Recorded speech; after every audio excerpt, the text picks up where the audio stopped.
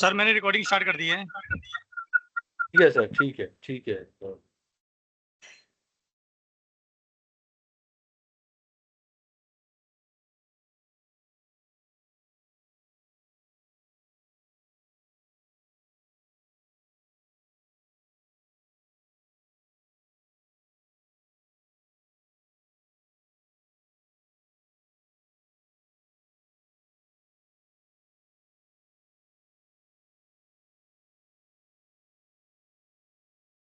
Sir कल वाला notes sir भेज दीजिए ग्रुप में सर, जो नवनिकल कराए थे। राहुल, मैं आज भेज दूंगा। अभी एक्चुअल में फिर कल एकदम क्लास हुई, फिर सुबह अभी मैं तुम्हारी ये वाली ले रहा हूँ ना। तो मैं भी इस क्लास के बाद 1 घंटे बाद मैं तुम्हारे प्रीवियस और वो सारे नोट्स भेज दूंगा, है ना। ठीक, थैंक ठीक यू है। सर। अभी हम बस 5-10 मिनट में स्टार्ट करेंगे। Will just wait for people to join, है ना। Okay sir.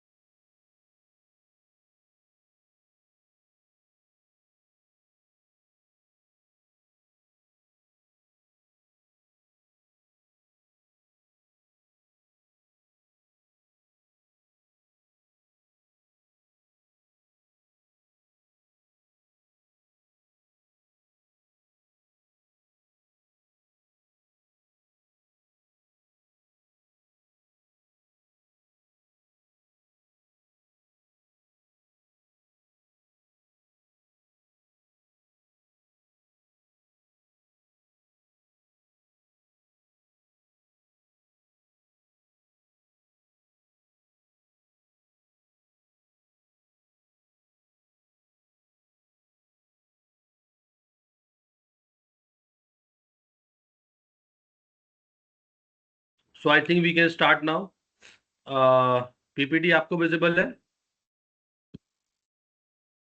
Yes sir. हाँ, तो we are just left with the last unit which is the unit 8। In unit 8 we need to discuss the topic like public policy, relational like role, relational request, national policy, IPR licensing issue, and WTO technology. Clear? So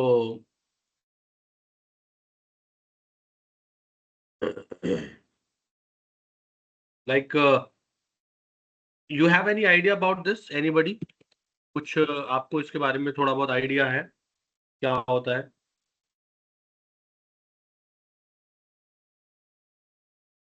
Hmm?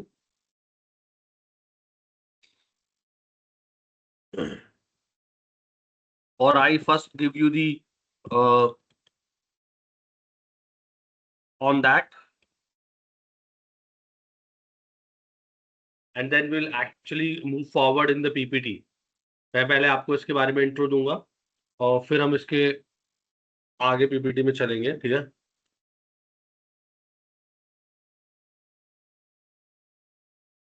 So basically,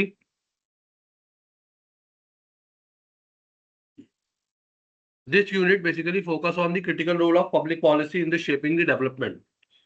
यानी कि जो भी development हो रही है उसको आप shape करने के लिए, डिफ्यूजन को शेप करने के लिए, और गवर्नेंस ऑफ टेक्नोलॉजी जो भी आपकी मॉडर्न इकोनॉमिक्स में है उसको शेप करने के लिए पब्लिक पॉलिसीज बनाई गई है, ठीक है? एंड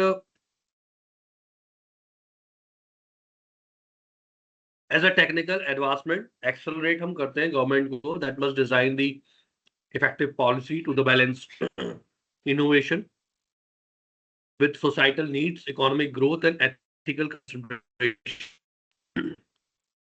ठीक है? अभी मैं पीपीटी में आगे जाऊंगा, but before going to that I should introduce this initially. इसमें हम इफेक्टिव पॉलिसी डिजाइन करते हैं जिससे हम बैलेंस करते हैं इनोवेशंस को और सोसाइटी की नीड को, इकोनॉमी की ग्रोथ को और एथिकल कंसिडरेशंस को।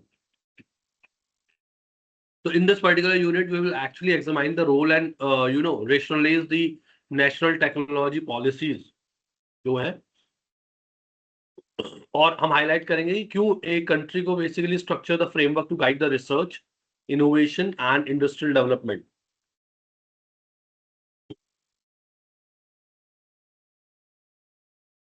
It is also explore the key requests of such policies, which basically including support of R&D, infrastructure, human resource development, regulatory mechanism. Okay. तो अब जिसमें बेसिकली एक और वर्ड जो हम बात करेंगे, a significant portion of this unit basically address the intellectual property rights. And I want from you guys to write please this full form of IPR, that's an intellectual property rights and licensing issue, which is basically essential for protecting the innovation, यानी कि जो भी innovation हो रहा है उसको protect करने के लिए, while ensuring the knowledge dissemination as well as understanding intellectual property rights that helps in promoting creativity, attracting investments, and fostering fair competition in the technology-driven markets. And finally, this particular unit will actually come up to the end and discuss the role of World Trade Organization, which is nothing but the WTO, in which the context of emerging technology, which basically examine the global trade rules, an agreement as a TRIPS, and international cooperation influence the technology transfers. Overall, Unit 8 basically provide the comprehensive understanding in how policy framework at national as well as international level shape the technological progress and its impact on the society. So I think आपको introduction समझ में आ गया? Yes sir. कि इसमें जो focus area है, जैसे कि आप पीपीटी में देख रहे हैं कि क्या रोल है, जो मैंने बताया, क्या रेशनल है एंड क्या रिक्वेस्ट है आपकी नेशनल टेक्निकल पॉलिसीज की, IPR, international personal relation and licensing issues क्या है, and what is the role of WTO की क्या फुल फॉर्म बताई मैंने, बताइए। World trade world organisation. Trade organisation. हाँ, world trade organisation in the context of emerging technology जितनी भी बढ़ रही है, ये सब इंटरनेशनल लेवल पे जितने भी रूल्स हैं, उसी की इस यूनिट में हम बात बेसिकली कर रहे हैं। ठीक है, अब अ, अब हम इसके बाद we are moving forward and will actually try to going forward in this particular topic. So let's start. Now we are moving to the introduction again in the detail for the public policy in the technological. Basically, the public policy in technology involves the government actions to influence the development, adoption, and the use of technologies. जैसे for example अगर India की बात करूं मैं, क्योंकि तो दोनों level पे होती है, तो इंडिया की अगर मैं बात करूं कि इन्फ्लुएंस क्या है आपके डेवलपमेंट एडॉप्शन का, यूज ऑफ टेक्नोलॉजी का, side like Ola and Ubers अगर मान लीजिए चल रही है, तो इसमें इनको है कि you have to use your GPS on, you have to tracker on, you have to show your locations, you have to tell all the things, कितना पेमेंट ले रहे हैं, क्या है, किस टेक्नोलॉजी से काम कर रहे हैं, मतलब तो जो भी टेक्नोलॉजी बन रही है, या मान लीजिए you are using other technologies, मान लीजिए गवर्नमेंट कोई किसी चीज पे बैन लगा दी है कि ये यूज नहीं कर सकते, तो वो यूज नहीं कर सकते। ठीक है, कोई एप्स है, कोई सॉफ्टवेयर है, कोई इलीगल्स है, कुछ चीजें हैं, तो वो जो रूल्स बनते हैं, वो जो टेक्नोलॉजी को यूज और अडॉप्शन करने के लिए बनते हैं, वो सोसाइटी को फ्रेम करने के लिए, जो चीज सोसाइटी पे नेगेटिव इम्पैक्ट डाली है, राइट इम्पैक्ट डाली है, इलीगल है उस चीज के हिसाब से। It basically shape how innovation occurs. ठीक है, it basically shape how innovation occurs. ठीक है, तो इस तरीके से आप कैसे इनोवेशन जो है आपकी वो अकर हो रही है। ठीक है, तो आईपीआर है, या मान लीजिए है, तो अगर हम इसके रियल लाइफ एग्जांपल्स की बात करें, तो क्या आपके पास कोई एग्जांपल्स है पॉलिसी का? जैसे मान लीजिए, अब इंडिया के केस में मैं आपको प्रॉपरली एग्जांपल देता हूँ, national technology policy. Are you aware about that national technology policy?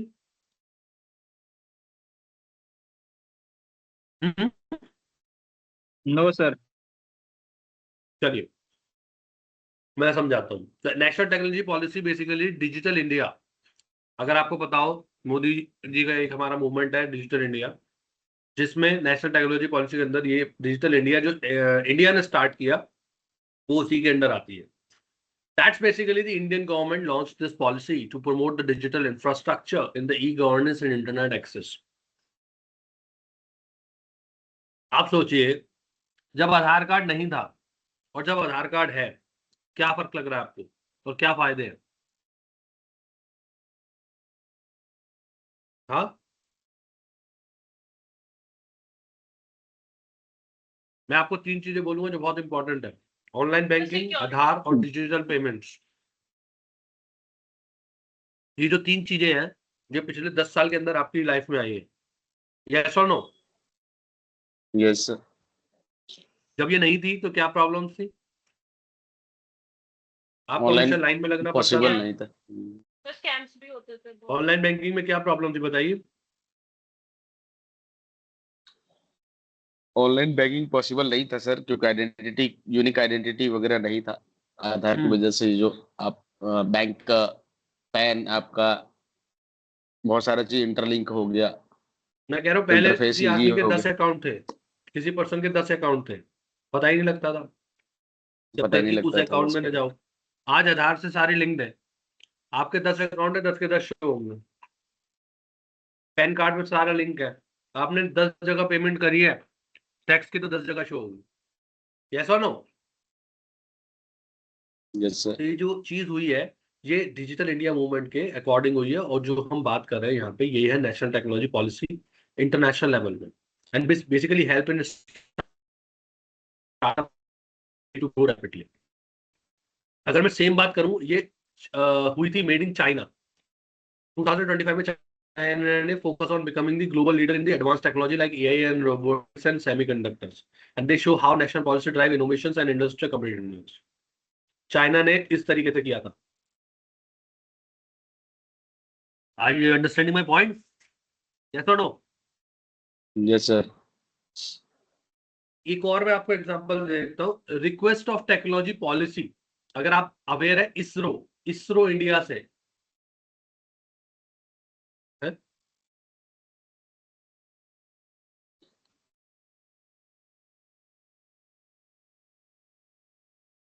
ISRO India, बताओ. इसरो इंडिया से आप अवेयर है? रिसर्च. हाँ यस जी, सर. इंडियन स्पेस हाँ, रिसर्च ऑर्गेनाइजेशंस. बस बहुत बढ़िया. इसरो से अगर आप फैमिलियर हैं तो उसमें जो रिक्वेस्ट ऑफ टेक्नोलॉजी पॉलिसी है वहां पर भी इसका रोल है. मैं बताता हूँ. गवर्नमेंट बेसिकली इन्वेस्ट करती है research and development and skill empower में enabled achievements like a Mars orbiter missions. जो मास ऑर्बिटर मिशंस होते हैं, आपने सुना हो, उसमें ये सब टेक्नोलॉजीज का काम आता है. लॉज भी है. They demonstrate the importance of funding, infrastructure and talent development. वहां पर यही जो मैं टॉपिक आपको पढ़ा रहा हूँ, पॉलिसीज, इसका बहुत बड़ा रोल है. ठीक है. उसके अलावा आप इस तरीके से अपने मन से कुछ नहीं कर सकते. इंटरनेशनल लेवल पे आप जा रहे हैं. जैसे इंडिया के रीजन पे तो आपका मतलब इंडिया आपका एरिया है, यूएस किसी का है, ईरान किसी का है, पाकिस्तान किसी का है, सऊदी किसी का है. तो सबने यहाँ पे तो टेरिटरी आपने डिवाइड कर रखी, बट अभी ग्लोबल टेरिटरी में किसी का कोई रोल नहीं है, यानी किसी का कोई कब्जा नहीं है. I can say indirectly like that. तो वहां पे फिर इंटरनेशनल लेवल के रूल्स होते हैं. सभी अभी जा पा रहे हैं, एक्सेस कर पा रहे हैं, जो जो पहुंच रहा है, बट एक तरीका है. ठीक है. तो अब दूसरा अगर मैं बात करूं आगे इसमें अपनी पीपीटी में, so it basically shape the innovation occur and diffusion sectors. मैंने बता दिया. It covers the funding, regulation, infrastructure, education. ये भी मैंने आपको एक्सप्लेन कर दिया एग्जांपल के साथ. Ensure the technology development align with the national goals and citizen welfare. वो भी मैंने आपको बता दिया. सिटीजन वेलफेयर के लिए जो ये आधार, ऑनलाइन बैंकिंग, ये सब जो है, ये सिटीजन वेलफेयर का ही काम कर रही है. पहले आप लोग लाइन में लगते थे घंटों घंटों. जैसे आज एक ऑनलाइन पेमेंट से काम हो जाता है. हाँ जी, एग्जांपल, डिजी यात्रा स्टार्ट हुआ है ना सर, एयरपोर्ट पे एक्सेस के लिए. जितना भी डिजिटल भाई इंडिया की मूवमेंट है डिजी सब इसके अंदर आ रही है. डिजी यात्रा बोल लीजिए, ई आधार, इवन आपकी आईटीआर भी आज की डेट में आप ऑनलाइन भर सकते हैं. ठीक है. इनकम टैक्स तो कब से ले रही है गवर्नमेंट. ऑनलाइन था पहले, आपने आप से नहीं भर था. पाते थे, सारे कागज भरते थे, पोस्ट से जाते थे, तो बट वो सारी चीजें ऑनलाइन हो गई ना अब. करेक्ट. तो उन सारी ही डिजी चीजें जो है लॉकर.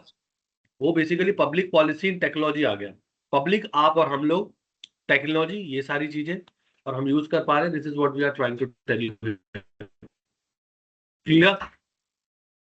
अब नेक्स्ट हमारा जो यहाँ पे क्वेश्चन बनता है कि what is the national technology policy. जो मैं बात कर रहा था अभी, मैंने एग्जांपल दिया, इसके अंदर डिजिटल इंडिया मूवमेंट इंडिया चला है. तो नेशनल टेक्नोलॉजी पॉलिसी एक स्ट्रेटेजिक फ्रेमवर्क है for the technological advancements. For the technological advancement, ये एक फ्रेमवर्क. ठीक है. नाउ अब अगर वो technological advancement framework basically define the national goals in the science, technology and innovation. It basically aims to boost the industrial competitiveness and innovation and economic growth. उससे economic growth तो होती है, competitiveness होती है. And अब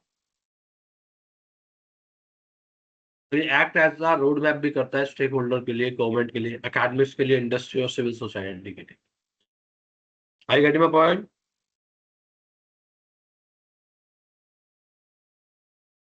समझ में आ गया नेशनल टेक्नोलॉजी पॉलिसी.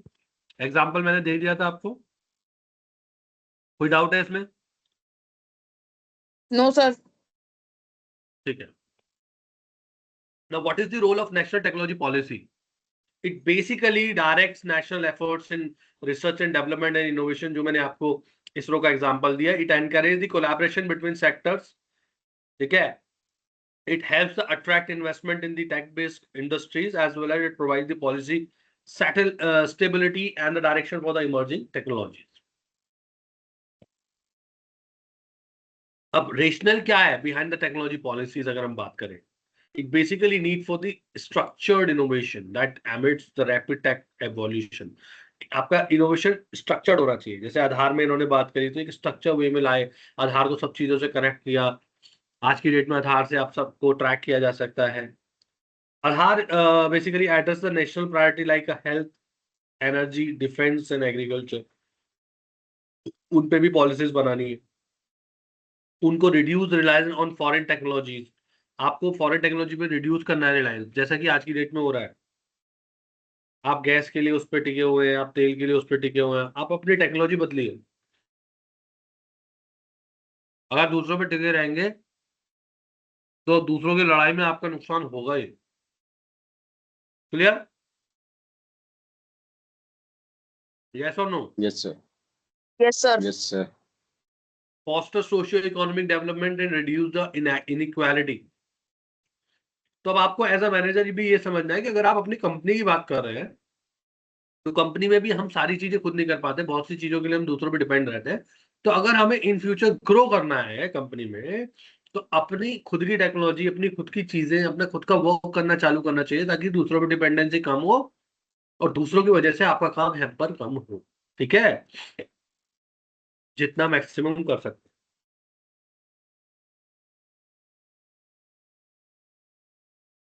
अभी जियो है या रिलायंस है, बड़ी कंपनी है। बड़ी कंपनी एक दिन में तो नहीं बनी। जब वो पैसा कमाते रहे, उन्होंने अपनी प्रोडक्शन लाइंस खोल दी, नए नए अलग अलग सेक्टर्स में काम करने लगे। आज की डेट में मोबाइल में वो है, टेक्नोलॉजी में वो है, फूड इंडस्ट्री में वो है, क्लॉथ इंडस्ट्री में। तो हर जगह अगर वो अपने आप को फैलाते जा रहे हैं तो उनकी दूसरों पर तो डिपेंडेंसी कम होती जा रही है कि नहीं? यस यस और सर। नो? यस तो उसी सर। तरीके से एक ब्रांड जो है वो बड़ा ब्रांड बनता है, या एक कंपनी ग्रो करती है, एक बड़े लेवल पे काम करती है। This is what I am trying to tell you here. कुछ की रिक्वेस्ट है जो एक इफेक्टिव पॉलिसी की होनी चाहिए।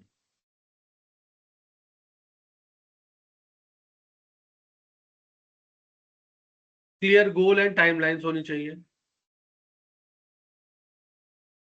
मल्टी स्टैक होल्डर्स इनपुट्स और पर्टिकुलर गवर्नमेंट्स होनी चाहिए। एक सेकेंड आप होल्ड कीजिए, मैं भी आता हूँ। एक second, give me 5 minute.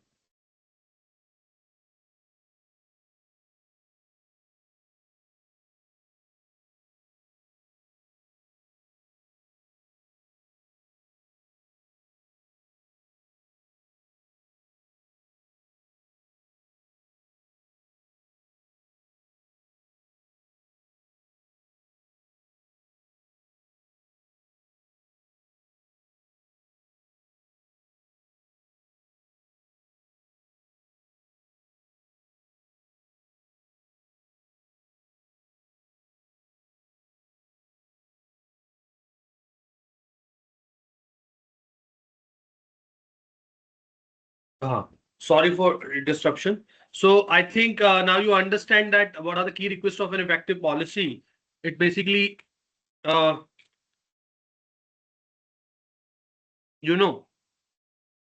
clear goal and timelines, basically multi-stakeholder input in practitioner governance. It basically adapt mechanisms to accommodate new tech and request the allocation and accountability system. Excuse me sir. हाँ जी। Sir मुझे इसका थोड़ा सा समझा दो, multi stake holder input and participatory governance. Okay,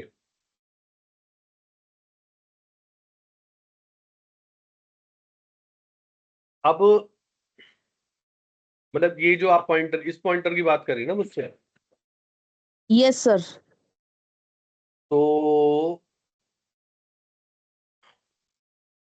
अब अभी मैंने आपको जो एग्जांपल दिया था, जब मैं बात कर रहा था कि बेसिकली जो जितनी भी जगह है टेक्नोलॉजी को जब हम बात करते हैं तो ये इंटरनेशनल लेवल पे होती है, तो उसमें जो मल्टी स्टैक होल्डर इनपुट और पार्टिसिपेटरी गवर्नेंस की हम बात कर रहे थे। Basically it refers to how decision, especially अगर मैं बात करूं in technology and public policy, ये basically are made by involving many multi groups and allowing the broader participation rather than being decided only by the government। यानी कि ये सिर्फ government के थ्रू नहीं, बहुत सारे ब्रॉडर पार्टिसिपेशन के थ्रू ये आपका अलाउ करता है और आंसर आता है। Are you getting my point? Yes, sir. तो मल्टी स्टेक होल्डर इनपुट का मतलब यहाँ पे हुआ, it means taking opinion, expertise and feedback from the different stakeholder. ठीक है, ये ओपिनियन लेता है, एक्सपर्टीज देता है, फीडबैक लेता है डिफरेंट स्टेक होल्डर से, such as government bodies, private companies, research and experts, civil society organisations और जनरल पब्लिक और यूजर्स। समझ में आई मेरी बात? Yes, sir. Sir, अगर excuse me, सेम आइडिया को या सिंपल आइडिया में हम इस चीज को समझना चाहें तो we can also say that कि decisions are better when many perspectives are include, not just one authority. अब आप खुद बताइए, जब एक आप डिसीजंस की बात करें, अपने फैमिली में छोटा भी डिसीजन होता है, आप लोग लेते होंगे, तो हाँ सारे जी। मेंबर्स मिलके लेते हैं ना। हाँ जी। अगर कोई एक पर्सन ले लेगा तो एक ही तरफ का थॉट आएगा या एक ही तरफ की इंक्लिनेशन आएगी। वही यहाँ पे बात हो रही है कि जब डिसीजन होता है तो बहुत सारे लोग मिलके लेते हैं। जी सर। ठीक है, जैसे जी सर। इंटरनेट, अगर मैं रियल लाइफ एग्जांपल्स की बात करूं यहाँ पे, तो internet corporations for assign names and numbers, ICANN, जो मैनेज करता है डोमेन नेम को और इंटरनेट सिस्टम्स को, और जी। Decision are made up of the input from the government, tech company, engineers and user world wide. Not a single country control the internet, this is a multi stake holder government in action. अब internet तो पूरी दुनिया में चल रहा है, तो क्या सिर्फ इंडिया वाले ही इसमें रोल प्ले करेंगे या अमेरिका वाले ही करेंगे? वर्ल्ड वाइड दुनिया के हर लोग करते हैं। ठीक है, यस सर। Yes sir. और पार्टिसिपेटरी गवर्नेंस का मतलब है, इट मींस द पीपल और द सिटीजन और स्टेक होल्डर जो एक्टिवली पार्टिसिपेट करते हैं डिसीजन मेकिंग प्रोसेस में, और इंस्टेड ऑफ बीइंग पैसिव, यानी कि वो एक्टिवली पार्टिसिपेट करते हैं, यानी कि पब्लिक कंसल्टेंट करेंगे, सर्वे फीडबैक करेंगे, ओपन डिस्कशन करेंगे, ऑनलाइन पोर्टल पे सजेशन देंगे। तो यानी कि पीपल अफेक्ट होते हैं by the decision should have a voice in making them. अगर यहाँ हम बात करें तो जितने भी ड्राफ्ट डेटा प्रोटेक्शन बिल होते हैं इंडिया के, तो government initiative, public comments from the citizen, companies and expert, and the public were modified based on the feedbacks, as well as there is a I can say participatory governance. Okay, तो multi stake holder अगर one line की बात करें, who is involve, many different group, और participatory government की बात करें, how they are involve, active participant में है। ठीक है, अब यस सर। इंपॉर्टेंट इसलिए है बहुत सारों का कि बेटर और मोर प्रैक्टिकल डिसीजन लेना है तो ज्यादा लोग होने चाहिए, इंक्रीज ट्रांसपेरेंसी होनी चाहिए, सबको पता होना चाहिए क्या हो रहा है, ट्रस्ट होना चाहिए लोगों को, पॉलिसीज बन रही है वो रियल वर्ल्ड में नीड को रिफ्लेक्ट करना चाहिए, इट्स ऑल्सो कॉन्फ्लिक्ट को भी कम करना चाहिए। ठीक है, अब जितने भी okay sir. Government consultant company है, जैसे गूगल है, रिसर्चर्स है, सिटीजन्स है, वो मल्टी स्टेक होल्डर इनपुट्स है, और ये जो इनवाइट करते हैं पब्लिक फीडबैक को, होल्ड करते हैं डिस्कशन को पार्टिसिपेटरी गवर्नेंस के अंदर। समझ में आ गया? Yes sir. Thank you. Okay. So now we move forward in this, and we need to discuss the pillar of good technology policies. तो गुड टेक्नोलॉजी पॉलिसीज के क्या पिलर्स होते हैं, बताइए। हाँ,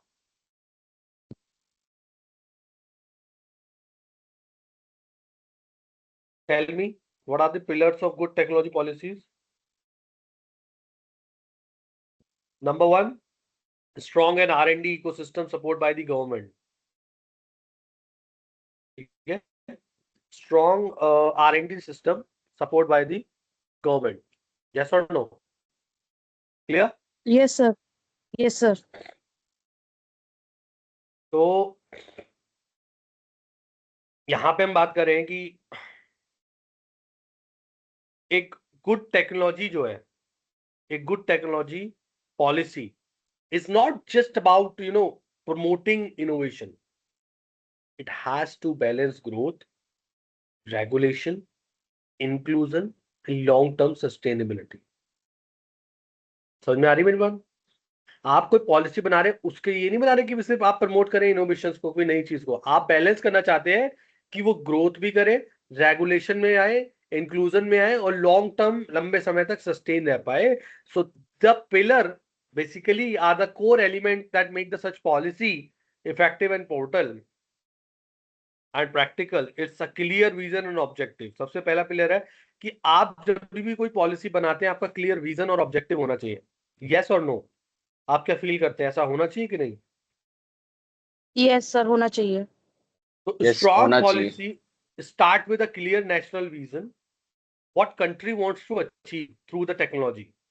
अगर हम बात करें एग्जांपल के लिए डिजिटल इकोनॉमी, हम बात करें ग्लोबल कॉम्पिटिटिवनेस, हम बात करें सोशल इंक्लूजन की, तो हमें पता होना चाहिए कि this should be align the technology with the economic and social goals. अगर टेक्नोलॉजी ला रहे हैं तो उससे इकोनॉमिक ग्रोथ होनी चाहिए, सोशल ग्रोथ होनी चाहिए. प्रोवाइड करना है direction for the industry and institution. Industry और इंस्टीट्यूशन दोनों को डायरेक्शन हमें प्रोवाइड करनी है. Strong research and development support, जो मैं बात कर रहा हूं अपने पॉइंटर में, strong R&D ecosystem. So strong research and development support is basically we are talking about the innovation depend on the continuous investment in R&D and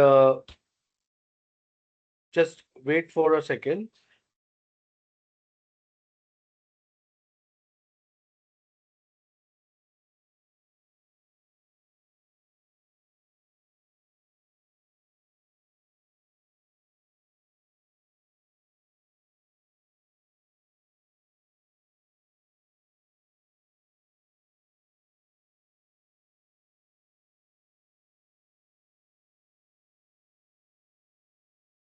So now we are talking about strong research and development support, which is basically innovation depend on continuous investment in R&D.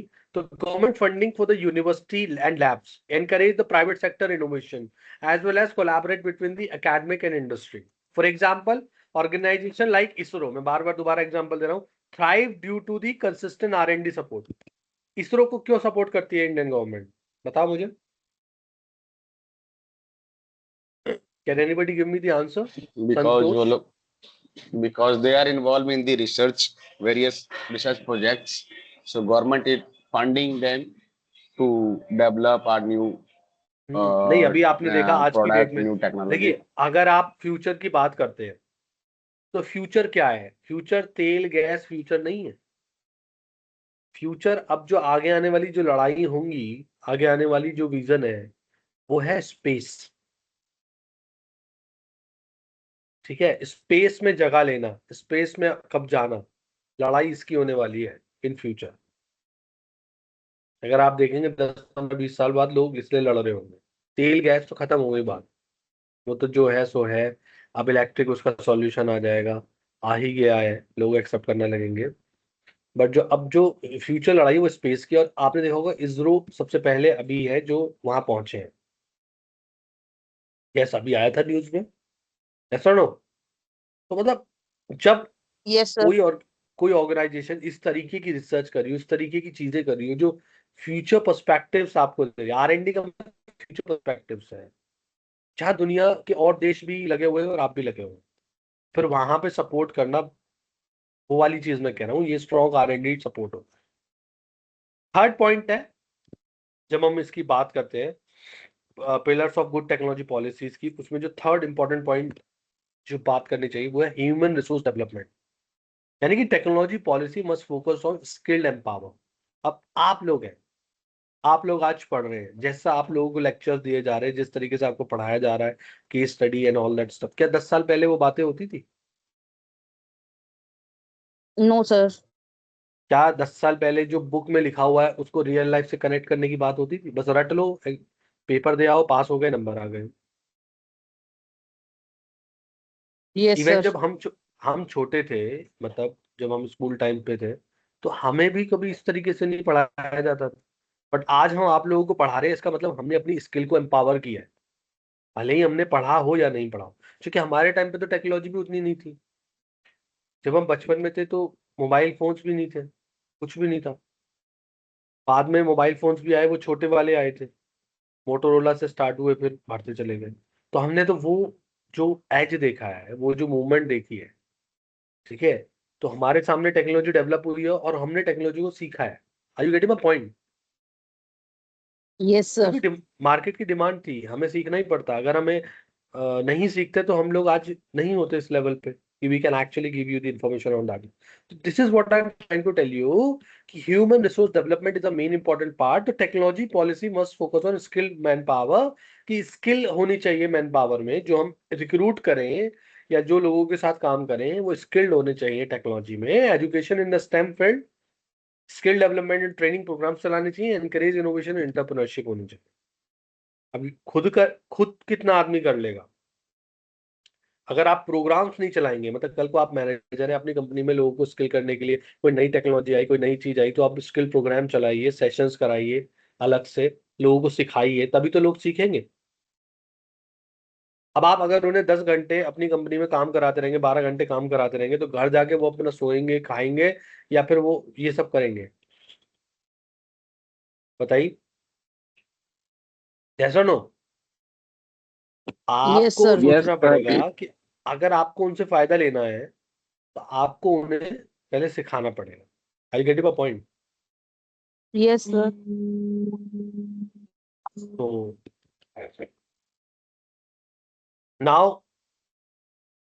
अब बात करते हैं हम further इसी में infrastructure development. अब जब solid technology base बनाना है आपको, तो मॉडर्न इंफ्रास्ट्रक्चर भी होना जरूरी है. बिकॉज इंटरनेट कनेक्टिविटी और डिजिटल प्लेटफॉर्म अगर नहीं होंगे, यानी कि अगर आप ऐसी कंपनी में जाके बैठ गए जहाँ इंटरनेट नहीं है, जहाँ सुविधा नहीं है, इंटरनेट का स्पीड नहीं है, सिस्टम्स नहीं है, रिसर्च लैब नहीं है, टेस्टिंग फैसिलिटी नहीं है, सप्लाई लॉजिस्टिक नहीं है, तो क्या आप अपने आप को समझ पा रहे हैं कि वो आप वहां पे गुड पॉलिसी, टेक्नोलॉजी पॉलिसी आप अपना पा रहे हैं? यस और नो? Yes sir. अगर इंफ्रास्ट्रक्चर नहीं है तो अपना पाएंगे नहीं. आपके लिए इंफ्रास्ट्रक्चर होना जरूरी है. For example digital India improvement, digital infrastructure across the country. क्या पहले आप मुझे बताइए, जब डिजिटल इंडिया मूवमेंट आया तभी ये free internet on railway station available हुआ? Yes sir. क्या पहले अवेलेबल था? No sir. नो जब सर. जब आप लोगों को डिजिटल इंडिया की तरफ बात कर रहे हैं और आप उन्हें बेसिक जो प्लेसेस हैं जहां पे ज्यादा गैदरिंग है वहां इंटरनेट फ्रीली प्रोवाइड नहीं कराएंगे, इंफ्रास्ट्रक्चर नहीं देंगे, तो फिर किस तरीके से आप उनसे एक्सपेक्ट करते हैं कि वो डिजिटल हो जाए? I get him a point? Yes sir. Intellectual property rights में अभी हम और बात करेंगे उसमें. The good policy basically that protect the innovation, you know, good policy that protect the innovation and patents, copyrights, trademarks. Basically it encourages investors as well as ensures the fair competition and balance. The IPR is a crucial to strict the limit access to weak, discourage innovation. Clear? और good policy अगर हम बात कर रहे हैं, good technology policy बनाने की बात कर रहे हैं, तो नेक्स्ट पॉइंट आपका आना चाहिए इंडस्ट्री एकेडमिया कोलैबोरेशन. मैं बार बार आप लोगों से, शायद पिछली बार भी मैं किसी ना किसी टॉपिक में मैंने ये बात डिस्कस की थी कि अगर आप बात करते हैं तो इंडस्ट्री एकेडमिक कोलैबोरेशन होना चाहिए. इसका एक बहुत अच्छा एग्जांपल ये है कि अगर आपको पता हो तो कैंपस रिक्रूटमेंट ऑप्शन कहां से स्टार्ट हुआ? Are you aware about that? Campus recruitment पता है Rahul, Santosh, Mansi, Bharti? Yes engineering we college knows, but कैसे स्टार्ट हुआ, कैसे स्टार्ट हुआ, कैंपस कब स्टार्ट हुआ, वी डोंट नो. हाँ, मैं वही चीज कह रहा हूँ, बट इसका रीजन यही है, स्ट्रॉन्ग गुड पॉलिसी. भाई अगर आप सपोज कीजिए आप यही सोचते रहेंगे कि मुझे स्किल्ड लोग ही चाहिए, तो फिर यंग और फ्रेशर्स को कौन मौका देगा? और हो सकता है वो यंग और फ्रेशर बहुत अच्छा काम करे, बहुत अच्छी नॉलेज हो, उससे बहुत अच्छी चीजें हो, तो वहां पे आप रिक्रूटमेंट करके एक अच्छी क्वालिटी मटेरियल को लेना चाहते हैं. ठीक है? और इससे आपका जो है इंडस्ट्री और एकेडमिक कोलैबोरेशन होता है. इंडस्ट्री, आपकी कंपनी और एकेडमिक्स का कोलैबोरेशन होता है. और भी बहुत सारी चीजें होती है. आप उनके रिसर्च में इन्वॉल्व रहिए, उन्हें अपनी रिसर्च में इन्वॉल्व करिए, उनके स्टूडेंट को इंटर्नशिप्स दीजिए, वो आपके आए, इंटर्नशिप आए, आपके डेटा पे काम करें, कुछ रिजल्ट्स निकाल के दें, उन्हें भी फायदा हो, आपको भी फायदा हो. तो इस तरीके की जो चीजें होती हैं, joint project between university and company, technology transfer and commercialisation, startup incubation, ये सब चीजें इंडस्ट्री एकेडमिक कोलैबोरेशन एक गुड टेक्नोलॉजी पॉलिसी के लिए बहुत इंपॉर्टेंट है. I get my point? Yes, sir. Regulatory and legal framework, मतलब technology must be regulated responsibly. It means the data protection law should be there, cyber security regulation should be there, ethical guidelines for the AI and emerging tech should be there. Policy should encourage innovation while minimizing the risk. Clear? And multi-stakeholder participation भी होना चाहिए. Good policy include the input from government, industry, academic and citizen. याद रखिए ना, good policy में 4 pillar होते हैं: government, industry, academics and citizens. इन चारों का इनपुट एक गुड पॉलिसी में आना जरूरी है. नहीं आएगा वो पॉलिसी सस्टेनेबल नहीं है. क्लियर? नहीं होगा. Yes, sir. For example, internet cooperation for the assigned names and numbers used for the multi-stakeholder model. जो मानसी ने भी शायद या भारती ने पूछा था, मल्टी स्टैक होल्डर जब मैं एक्सप्लेन किया था, तो वही पॉइंट की मैं बात कर रहा हूँ. Okay, sir. Global integration and trade alignment. The technology policy should align with the global standards and agreement, and participation in the international bodies like a World Trade Organization, and encourage the technology transfer and the global collaboration. ये भी good policy का बहुत important pillar है. Inclusion of sustainability and inclusivity. That technology should benefit of all section of the society. ऐसा नहीं होना चाहिए कि आप किसी एक ही सेक्शन को फायदा पहुंचा रहे हैं, फिर वो सेंस नहीं हुआ, उसमें सोसाइटी प्रॉपर्ली इन्वॉल्व नहीं हो पाई. तो सारी सोसाइटी के सेक्शंस को होना चाहिए. Bridging the digital divide, affordable access to the technology, environmental. जैसे कि आज की डेट में डिजिटल इंडिया की बात करें तो हम बात करें गांव गांव तक जाना चाहिए. इंडिया के हर एक गांव डिजिटल होना चाहिए. हर के हाथ में मोबाइल, इंटरनेट कनेक्शन और यूजेस ऑफ दैट होना चाहिए. जहां पे बहुत ज्यादा सक्सेस मिल भी रही है हमें आज की डेट में. ऑनलाइन पेमेंट्स का बहुत बड़ा हब बन चुका है, जहाँ सबसे ज्यादा ऑनलाइन पेमेंट्स की जा रही है और यूज किया जा रहा है. यस और नो? Yes, sir. तो वही मैं बात कर रहा हूँ. तो अगर हम शॉर्ट में बात करें कि गुड टेक्नोलॉजी पॉलिसीज में क्या होना चाहिए, मैं रैप अप करता हूँ इस पॉइंट को अपने. इसमें विजन होना चाहिए नंबर 1, इनोवेशन होना चाहिए नंबर 2, स्किल होनी चाहिए नंबर 3, इंफ्रास्ट्रक्चर होना चाहिए नंबर 4, IPR होना चाहिए. ठीक है? इंटरनेशनल पर्सनल रिलेशंस होने चाहिए, कोलैबोरेशंस होने चाहिए, रेगुलेशंस होने चाहिए, पार्टिसिपेशन होना चाहिए, ग्लोबल अलाइनमेंट होनी चाहिए और इंक्लूजन होना चाहिए. So are you understandable? Understand my point? Yes, sir. Yes, sir. अब हम आगे चलते हैं.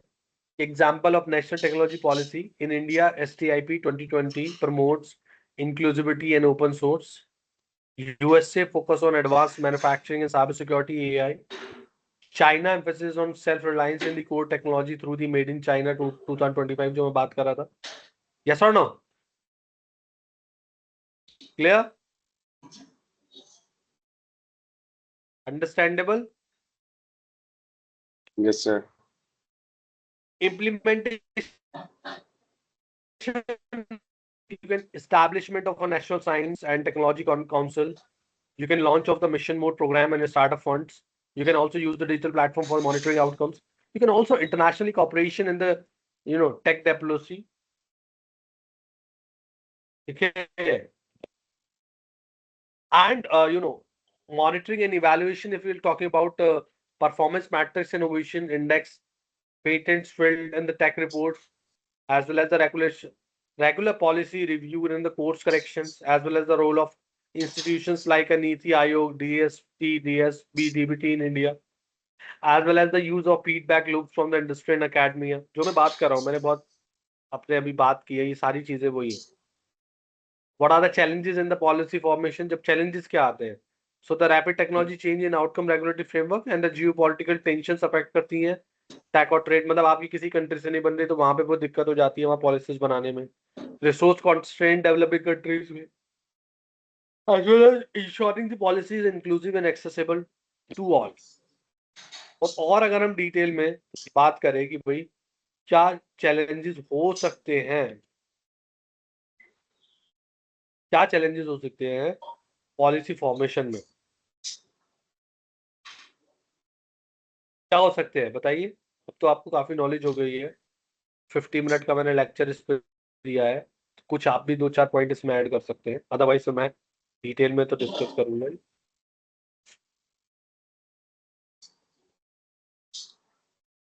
बताइए।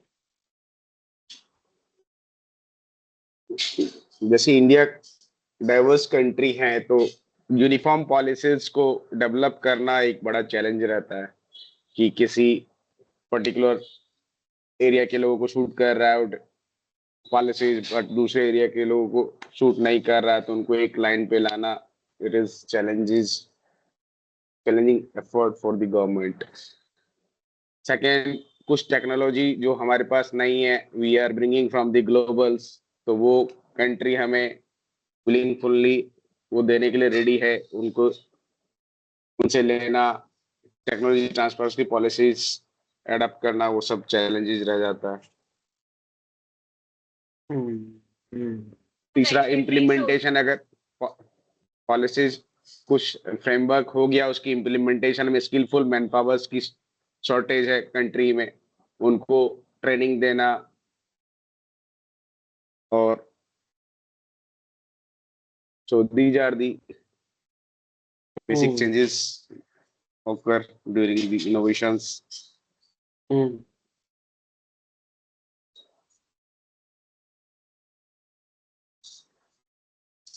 और इतने बड़ा Regulatory इंफ्रास्ट्रक्चर को एक बार में पूरे कंट्री को कोई भी टेक्नोलॉजी चेंज करने के लिए ह्यूज अमाउंट में इन्वेस्टमेंट लगता है। जैसे कि अभी आपने बोला सर कि गांव-गांव तक हमें डिजिटल सर्विस पहुंचाना है, तो डिजिटल सर्विस पहुंचाने के लिए तो कोई मीडियम होना चाहिए, या तो भाया वायरलेस होगा या तो भाया वायर्ड होगा। तो हम लोग जो भी ऑप्टिकल फाइबर गांव-गांव तक लिंक किया जा रहा है, अभी लगभग 10 साल से प्रोजेक्ट चल रहा है 2016 से, लेकिन अभी भी बहुत सारे स्टेट अभी बाकी हैं sir optical fibre cable laying के लिए।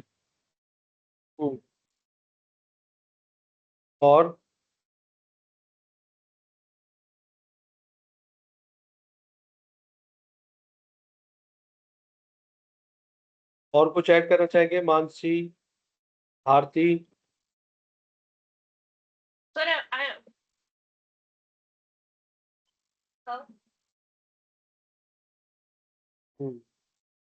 hello sir, am I audible? हाँ हाँ ऑडिबल, बताइए। सर कॉन्फ्लिक्टिंग इंटरेस्ट हो सकते हैं वेरियस स्टेक होल्डर्स के, तो वो भी इशू आ सकता है। एंड सर रेगुलेटरी इश्यूज भी हो सकते हैं कि लाइक लॉज अलग है, तो वो इशू हो सकता है पॉलिसी फॉर्मुलेशन में।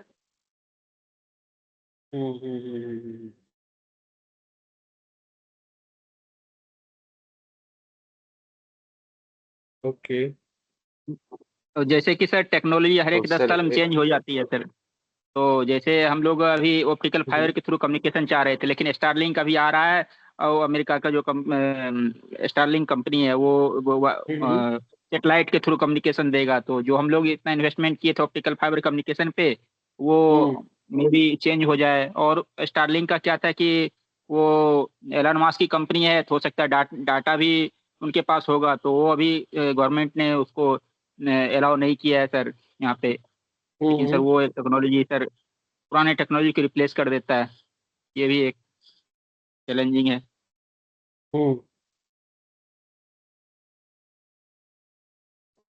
नाइस। और एक और फैक्टर सर एनवायरमेंटल फैक्टर है कि बहुत सारी चीजों को इम्प्लीमेंट करने के लिए हम एनवायरमेंटल जो जो भी नेशनल एनवायरमेंटल प्रोटेक्शन पॉलिसीज है उससे हमें अप्रूवल लेना होता है, जो कि एनवायरमेंट भी प्रोटेक्ट होना चाहिए, तो उसको भी शूट करना चाहिए। कोई भी टेक्नोलॉजी अपग्रेडेशन चल रहा है तो that is also one challenge for the country और न्यू इनोवेशंस के लिए कि हमें इजीली अप्रूवल्स नहीं मिलते हैं, जिससे डिले होता है प्रोजेक्ट्स, या उसके लिए रिलेटेड हमें कैसे प्रोटेक्ट करना है कि एनवायरमेंट को प्रोटेक्ट करना है, प्लस हमें फर्दर टेक्नोलॉजी इनोवेशन भी करना है। तो दोनों को सिंक करना that is also one of the big challenge. अगर एनवायरमेंट प्रोटेक्ट करते हैं देन जो कैपिटल रिक्वायरमेंट है वो यूज हो जाता है। अगर हम और एनवायरमेंटल को हम डिस्ट्रॉय करते हैं तो वो भी सस्टेनेबल के लिए सही नहीं है। तो these are the basic challenges. Nice. So it's good. You all actually provided in that. Now I'll explain in detail, and you can also understood that. Basically, good technology is not just about promoting the innovation. It has to balance the growth, regulation, inclusion, long-term sustainability. So if we actually talk about the challenges in that formulating the good technology, so it's just basically the one thing is rapid technology change. The technology evolve faster than the law can keep up, so the policy risks becoming the outdated quickly, as well as it is basically difficult to regulate emerging area, जैसे कि आज की date में बात करें AI और blockchains, ठीक है, it's difficult to regulate because government worldwide are still struggling to regulate AI tools developed by the country like OpenAI. Yes or no? Yes, sir. And next, I can say the balancing innovation and regulation if we are talking about this. So basically, too much regulation can the show innovation while the too little can cause misuse or harm. ज्यादा करोगे तो फिर ज्यादा regulation में चले जाओगे, misuse करो, अगर कम करोगे तो मिसयूज या हार्म हो जाएगा. So finding the middle ground is difficult. Over the regulation discourage startups, and as well as the under regulation is lead to the risk like privacy and securities. ये issue है. Next issue है conflicting of stakeholder interest. It means जब different groups आप involve कर रहे हैं अपने उसमें, तो different जब बहुत सारा लोग हो जाएंगे ना तो chaos भी होती है. So different group want different outcomes. Like business want fewer restrictions, citizens want privacy and security, safety, government wants control and growth. Yes or no? Yes, sir. अगर हम इसका एक एग्जांपल मैं बताऊं तो एक debate Yes, sir. Between the tech company like a Meta platform and a government over the data privacy law. This is the straight example of this particular thing. What I'm trying to tell you, the conflict of stakeholder interest. Clear? Yes, Yes, sir. sir. Next challenge है lack of reliable data and expertise. Because जब policy decision require होता है उसमें accurate data और technical knowledge होनी चाहिए, but government may be the lack expert in the advance technology as well as the poor data lead to the ineffective policies. India में तो data हो रहा है 5 रेटिंग दे दीजिए, कहीं से गलत डेटा उठा के आधा डेटा उठा के सर्वे कर दिया, तो फिर वो लैक ऑफ रिलायबल डेटा अगर होगा तो जब डेटा ही रिलायबल नहीं होगा तो फिर आपके आउटकम्स रिलायबल कैसे हो जाएंगे. Clear? As well as Yes, sir. implementation challenges. Even well-designed policy can fail during execution. बहुत बढ़िया डिजाइन कर लिया, एग्जीक्यूशन के टाइम फेल हो गई because lack of infrastructure. Digital India गाते रहे, पर जब इंटरनेट ही नहीं है हर जगह, लाइट तक तो पहुंच नहीं पा रही, इंटरनेट पहुंच नहीं पा रहा, तो लैक ऑफ इंफ्रास्ट्रक्चर हो गया तो आपका मूवमेंट तो फेल हो गया. वीक इन्फॉर्मेंस मैकेनिज्म हो गया, ब्यूरोक्रेटिक डिलेज हो गया, कहीं पे लड़ाई दंगे चल रहे, इंटरनेट बंद चल रहा है, टेक्नोलॉजी दे ही नहीं सकते, प्रॉब्लम चल रही है, एयरबेस बंद है, लड़ाई चल रही है, तो मतलब कुछ भी इम्प्लीमेंटेशन चैलेंजेस आते हैं तो बढ़िया से बढ़िया टेक्नोलॉजी आपकी पॉलिसी भी फेल हो जाती है. ग्लोबल कोऑर्डिनेशन इशू, मतलब टेक्नोलॉजी तो global but policy are national, so different countries have different rules and hard to enforce the law across the border because वो उनकी कंट्री है, उनकी जगह है. For example the role of world trade organisation in the settle on global trade, the IP rules highlight the need for the coordination. आप दूसरी country में, आपका शिप जा रहा है, दूसरे एरिया में जा रहा है, टेरिटरी में जा रहा है, तो उनके हिसाब से चलना पड़ेगा, भले ही आपके लॉ क्या कहते हैं. Ethical and social concern, again a issue, like policies must address issue like data privacy, surveillance, and job loss due to automation. So concerning about AI replacing jobs or bias algorithms, this is the example of that. Resources constraint, अब country में तो इतनी population है, आप कह रहे हैं replace कर दो टेक्नोलॉजी से, 100% रिप्लेसमेंट कर दी तो कितने लोग खाली बैठ जाएंगे, वो भी तो देखना पड़ेगा. फिर जितने लोग खाली बैठेंगे चोरी डकैती डाका चारा हो जाएगा, होगा कि नहीं? हाँ जी सर. Yes sir. तो वो Okay, सारी sir. चीजें भी पॉलिसीज बनाने से पहले हर कंट्री का अपना है, समझना पड़ता है. बाहर की कंट्री टेक्नोलॉजी यूज करती है, पॉपुलेशन बहुत कम है. हमारी कंट्री टेक्नोलॉजी भी ज्यादा पहुंच जाएगी तो पॉपुलेशन इतनी है तो लोग क्या करेंगे, सब तो पढ़े लिखे नहीं है, ऐसी रेट आ रहा है. Political administrative constraint is the policy decision may be influenced by the political agenda as well, and frequent changes in the government can disturb continuity. तो वो भी बहुत बड़ा प्रॉब्लम है. आज कोई सरकार आ रही है वो कुछ कह रही है, कल सरकार आ रही है कुछ कह रही है, तो इस तरीके से तो फिर बहुत दिक्कत हो जाएगी. तो वही चैलेंजेस आते हैं. अनसर्टेन रिस्क होता है. Further impact of technology are usually unknown and basically hard to predict the long term consequences, and the policy may either overestimate or maybe underestimate. तो अगर मैं बात करूं इन शॉर्ट, तो आपको स्पीड ऑफ टेक्नोलॉजी चैलेंजेस है, कॉन्फ्लिक्टिव interest challenges है, limited resources challenges है, ग्लोबल कॉम्प्लेक्सिटी चैलेंजेस है, और अनसर्टेनिटी चैलेंजेस है. समझ में आ गई मेरी बात? Yes sir. तो now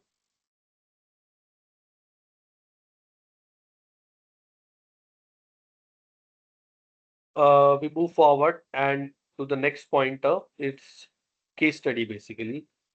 So case study, India's STIP 2020. It emphasizes on decentralization, inclusivity and digital tools. Focus on the open access, equity and indigenous innovation. It also involves over 40,000 stakeholders through the consultants, and also proposed a national research foundation to the coordinate R&D. ठीक है?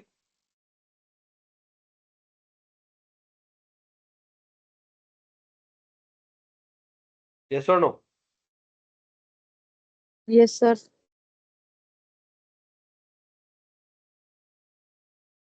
Sir ये एक 1-to-1 explain कर दीजिए sir, क्या कहना चाह रहे हैं. Emphasis on decentralisation, inclusive and digital tools. तो चलिए मैं एक्सप्लेन करता हूँ. So basically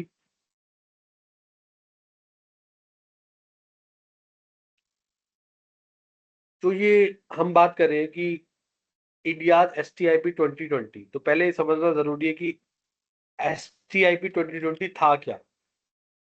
यस और no? Yes sir. Yes sir. जब आप इसको समझ पाएंगे तो फिर आगे हम बात कर पाएंगे इसमें. तो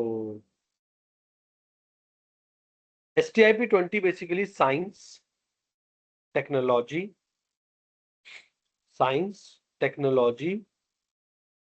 और इनोवेशन पॉलिसी 2020, इसकी फुल फॉर्म ये है. ठीक है?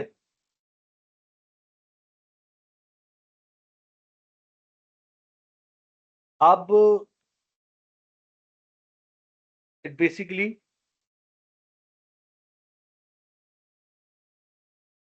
ये इंडिया का latest national technology policy framework है, which is aim to strengthen the science, technology, innovation, and basically it drive the economic growth and social development and the global competitiveness. It basically replaced the earlier policy and reflect modern policy like an open science and inclusivity and innovation driven development. Are you getting my point? Yes sir. It basically increase India's R&D target 2% of GDP, which is making India global innovation leaders. Promote it basically promote the self reliance like Atmanirbhar Bharat. Okay, it basically promote the self reliance like that. Ensure the technology benefits in all section of the society. ये इसके key objectives थे. समझ में आया मेरी बात? Yes sir. Yes sir. Open science framework मतलब it promote the free access to the scientific data, research paper and knowledge. इसमें free access दिया इन्होंने encourage किया collaboration को across the institution and countries. They actually include an equitable innovations, like they focus on women participation, they focus on rural community participation, they focus on marginalized group participation, and they ensure the technology benefit reach to all, not just in urban areas. जो मैं बात कर रहा हूँ, जो मैंने बात की, टेक्नोलॉजी किसी एक के लिए नहीं है. अगर आप एक को टेक्नोलॉजी दे देते तो इसका मतलब आपने अपना फुलफिल नहीं, आप सबको टेक्नोलॉजी दे रहे हैं This is what we are trying to tell you. Decentralisation participating government मतलब पॉलिसी डिजाइन हो रही है मल्टी स्टेक होल्डर इनपुट, जो भारती ने बात की थी बार बार, वो बहुत अच्छा पॉइंट था, क्योंकि पॉलिसी डिजाइन हो रही है मल्टी स्टेक होल्डर इनपुट के लिए, गवर्नमेंट के लिए, एकेडमिक के लिए, इंडस्ट्री के लिए, पब्लिक के लिए, not for just one. Encourage the bottom up decision making. ठीक है. As well as strengthen the R&D ecosystem that more funded for the research institution and university, encourage the private sector for investing in innovation, better collaboration with academia and research, जो मैं बार बार बता चुका हूँ. And they also focus on the emerging technology like AI, biotechnology, clean energy, quantum computing, and the growth of AI initiative by the company like Infosys. Innovation and entrepreneurship support the startup and incubation center, promote the commercialization of research, encourage the industry-driven innovation. And international collaboration is a partnership with the global institution and aligned with the global standard and agreement. And basically, the example of the cooperation through the organization like World Trade Organization. तो जो unique aspects हैं STIP 2020 के, वो है कि one of the best participatory policy in India's history. It basically drafted after the nationwide consultation as well as include the input from the citizen scientists in the business. Clear?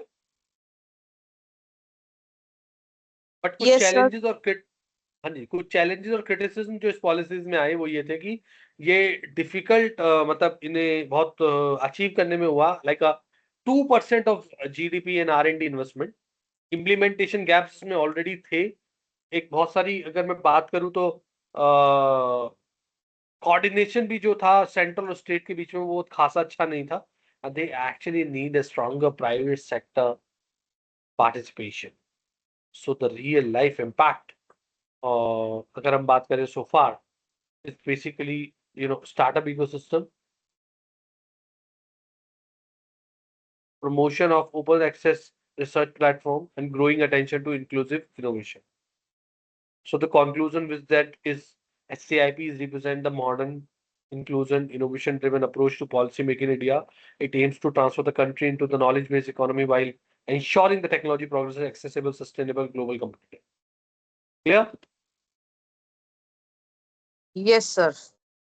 I think you understood this particular case study, Santosh. Yes, Rahul. sir. Yes, sir. Yes, sir. अब role क्या है IPR का innovation में? To encourage the investment in R&D by securing returns. It as well as protect the novel technology from unauthorized use.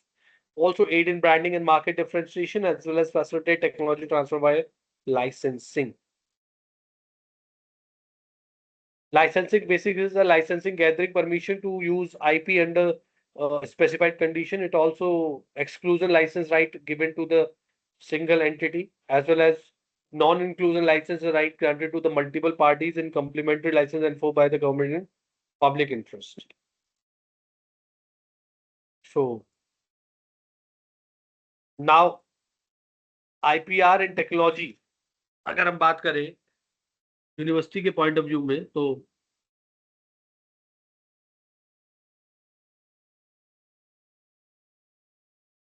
it basically startup university research institute commercialization via technology transfer offices, ये हम बात कर चुके हैं.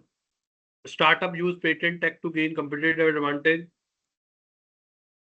Spin off and incubator help in bring IP to market.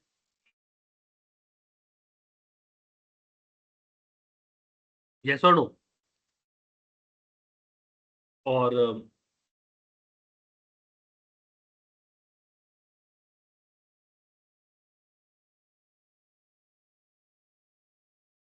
अब जो next बात है, इशू क्या है हमारा लाइसेंसिंग में, यानी जब हम कोई टेक्नोलॉजी पॉलिसी बनाते हैं तो जब लाइसेंस लेते हैं तो इशू क्या होता है?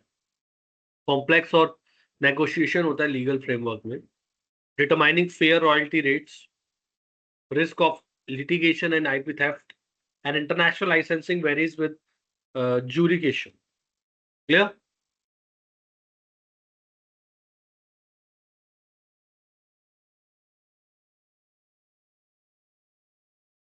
अब सॉफ्टवेयर जो प्रोटेक्ट होता है वो है copyright, some aspects of patentable. Okay.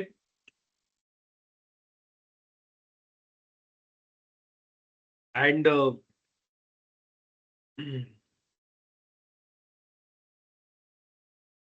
जो लाइसेंसिंग मॉड्यूल होता है वो GNU MIT Apache and digital rights management and use freedom होगा। सर कॉपीराइट और आईपीआर एक ही चीज है, अलग है? कहाँ पे कॉपीराइट और आईपीआर बोथ आर सेम और डिफरेंट टर्मिनोलॉजी? यहाँ पे आप कॉपीराइट्स की बात कर रहे हैं और पेटेंटेबल और आईपीआर जो हम, हाँ, IPR intellectual property right and copyright. If you are using copyright and intellectual property rights, both are हाँ, same intellectual property terminology right or is software religion के अंदर कॉपीराइट आता है ना। okay? ये तो बड़ी चीज है ना, ये तो बड़ी चीज है, इंटरनेशनल प्रॉपर्टी राइट तो बड़ी चीज है। बट जब हर सॉफ्टवेयर कोई भी Okay. डेवलप करेंगे, कोई टेक्नोलॉजी डेवलप करेंगे, तो उसके कॉपीराइट लेने पड़ेंगे, उसके पेटेंट लेने पड़ेंगे। हम्म। ठीक है। जी।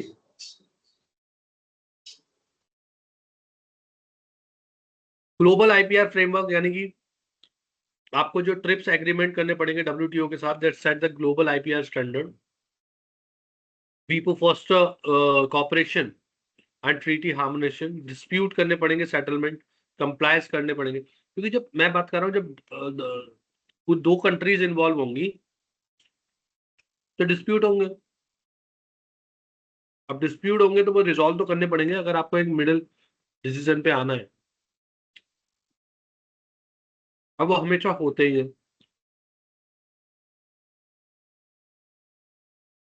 बैलेंसिंग जो करनी पड़ेगी IP production with the accessible to essential technology. Capacity building करनी पड़ेगी पेटेंट फिलिंग और एनफोर्समेंट के लिए। Public health and agriculture priorities जो यूजुअली कॉन्फ्लिक्ट होंगी विद आईपी नॉर्म्स, ये भी हमें करना पड़ेगा।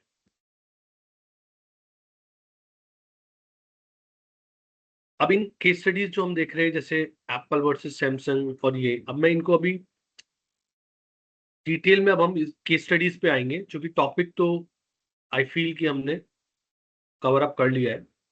ठीक है, तो I just take 5 minutes break if you allow me, and then I come back with the case studies and we'll discuss. Yes or no?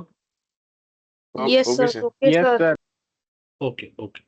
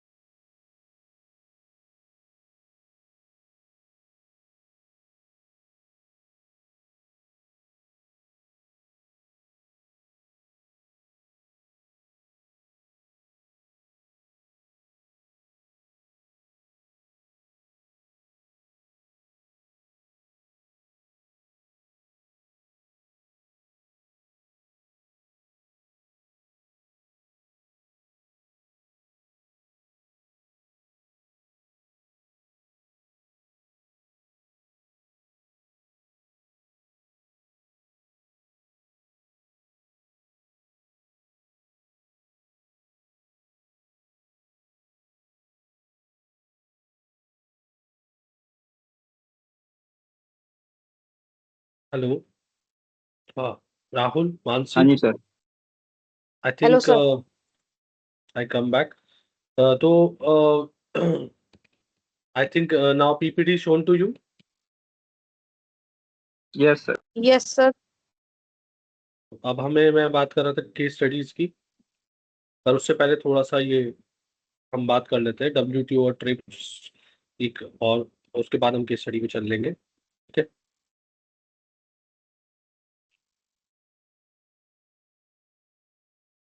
चलिए। तो अब WTO is a world trade organisation. Role क्या है technology policies में? They basically facilitate the global trade in ICT, goods and services, and encourage the transparency in the rule-based trade, and also coordination negotiation on digital economy and e-commerce. WTO and TRIPS are the sets baseline IP protection standard globally, as well as provide the dispute regulation of the between nations and allow the flexibility for the public health. E-commerce in WTO is an ongoing negotiation under the joint settlement state initiatives. The key topics are the data flow, localization, customized duty, and e-transmissions, and the concert about the digital connivance by tech giants. WTO and tech transfer is in Article 66.2 of TRIPS, developed in country to promote each transfer. ये legal उसमें है इनका. And mechanism is basically partnership aid for the trade, collaboration and R&D, mixed success to voluntary nature and limited compliance. Disparities जो हमारी digital readiness में है, regulations जो हमारे इमर्जिंग टेक जैसे AI, quantum, biotech, cyber security, privacy, ये सब जो चैलेंजेस है मैं ऑलरेडी डिस्कस कर चुका हूँ. Just quickly wrap up with things and emerging issue जो हमारे ट्रैक में AI, biasness, blockchains, NEFT, taxations, ये मैं बात कर चुका हूँ. इंडिया पोजीशन जो WTO टेक टॉक्स में है वो पार्टिसिपेट कर रही है ई कॉमर्स में एंड एडवोकेट कर रही है इंक्लूसिव डेवलपमेंट को सेंट्रल डिजिटल ट्रेड में, एंड ऑल्सो पुश करती है डेटा को सॉवरेटी एंड द फेयर टैक्सेशन में. ये इंडिया की पोजीशन है WTO world trade organisation tech talks के अंदर. तो कंक्लूसिव अगर हम बात करें अपनी इस पर्टिकुलर यूनिट में कंक्लूज करें तो technology policy must be forward looking and inclusive. IPR is an whittle but must be balanced with the access and equity. WTO play a crucial role or key role in a global tech governance, but reform needed, and country must collaborate to harness technology for global goods. So finally, I wrap up the complete content of this unit. Now I'll discuss the case studies based on all this topic in real life. जैसे कि Pfizer COVID-19 vaccine and global IPR debate की बात करें, जहां पे हम explore करेंगे interaction of intellectual property rights and public health policies as well as global governance during a pandemic emergency. The emergency of mRNA technologies, that's a rapid innovation that during COVID-19 pandemic, Professor partnered with the BioNTech to develop one of the first mRNA vaccine, which basically break through the technology represent years of research condensed in 2 months. And IP protection is a vaccine receive protection under the intellectual property rights and particular patents, gathering prefers exclusive manufacturing and distribution right. The global access crisis क्या थे कि developing nations जो तो बहुत सारी developing countries are argue that the strict patent protection severely limited vaccine access for their populations. WTO debate is the dispute escalate to the World Trade Organization and focusing on the temporary waiver of IP rights under the TRIPS agreement. So the key advocates is that India and South Korea lead to the push for waivers, and by developing nation initially resist the proposal. The core policy issue at stake was public versus IPR. मतलब how should government balance saving lives through the wider vaccine access against the protecting innovation initiatives. Second point है कि WTO का क्या role है कि what flexibility can the international trade rules providing during the health emergency. And third important question is that in how do national policy intersect with the global public health and needs. So understanding IPR's dual role, यानी कि protection benefits तो ये हुए कि encourage किया rapid innovation और R&D को, provide किया financial initiative for pharmaceutical company को, और सेफगार्ड किया proprietary technology and trade secrets को. एक्सेस चैलेंज क्या रहा कि लिमिटेड मैन्युफैक्चर रहा by other countries, like I can say the without permission, ठीक है, manufacture country without permission and created supply bottleneck during emergency and increased the cost for the low income nations. So compulsory licensing जो थी वो critics tools that basically allow the government to authorize the firm to produce patent products with the owner consulted during emergency. Local production में many countries consider the compulsory licensing to manufacture vaccine domestically and address shortage, but balance is the provide flexibility with theoretical compensatory patient and holder through the reasonable royalties. ये जो हमारे critics tools है, तो यहाँ पे जो WTO का जो रोल है वो नेगोशिएशन का, कि उन्होंने प्लेटफॉर्म फॉर द डायलॉग दिया, मतलब provide a multilateral forum for the country to negotiate with the TRIPS waiver proposal and their concern. Rule क्या बैलेंसिंग के लिए बनाया कि work to balance the global trade rule with the public health needs during unprecedented emergency conditions and limited flexibilities, then eventually support temporary measure for the vaccine production and through not a full waiver as an initial proposed. So जो opposition to the waivers है, that's an innovation concern, develop the nation feared, reduce the incentives for the future pharmaceutical innovation if patient production were weakened. Quality control is concerned about maintaining safety and efficiency standard in new manufacturing setup without proper oversight. And industry interest in the pharmaceutical company, argue for the protection of their substantial R&D investment and intellectual property. तो इस पूरी case से हमें क्या lesson, हमें national technology का policy पे क्या लेसन सीखने को मिलता है कि डोमेस्टिक कैपेबिलिटीज, यानी country must invest in domestic pharmaceutical manufacture and R&D infrastructure to reduce foreign dependency. अगर हम खुद की फार्मास्यूटिकल पे ऐसा करते रहें तो हमें दूसरों की पे डिपेंड ना रहना पड़े और इस तरीके की पॉलिसीज में ना फंसना पड़े। Strong ecosystem, building the robust innovation ecosystem with universities, research institution, private sector, जिससे इकोसिस्टम बना रहे और रिसर्च होती रहे। Flexible IPR मतलब develop an adaptable intellectual property policy that can respond to emergency without undermining long-term innovation incentive. ठीक है, तो इससे की टेक अवेज जो हमारे इनोवेशन वर्सेस एक्सेस है कि पॉलिसी बैलेंस मतलब effective policy must balance innovation with public health need specially during emergency. Global cooperation मतलब international institution like WTO play crucial role in mediating between national and global goods and corporate responsibilities. The company should consider voluntary licensing and social responsibility along the profit motivates during the crisis. This particular case illustrates how the technology policy and global governments interact and highlight the ongoing tension between the protecting university IPR ensuring the accessibility of through public policy. Clear? समझ में आ गया इस case से कि how we actually need to walk in that way. अब हम एक another, ये तो कोविड का वैसा केस था, मेडिकल इंडस्ट्री से हम अनदर केस लेते हैं, एप्पल वर्सेस सैमसंग, जो मैं बात कर रहा था। तो ग्लोबल इंटेलेक्चुअल प्रॉपर्टी राइट्स के बैटल में a landmark legal battle spanning multiple conflict where Apple accused Samsung Electronics for systematically copying iPhone design elements and innovative features. So the dispute centered on touch screen gesture, rounded corner design, and user interface innovation that define modern smartphone. Okay. So key अगर हम बात करें intellectual property rights, licensing, infringement and global trade.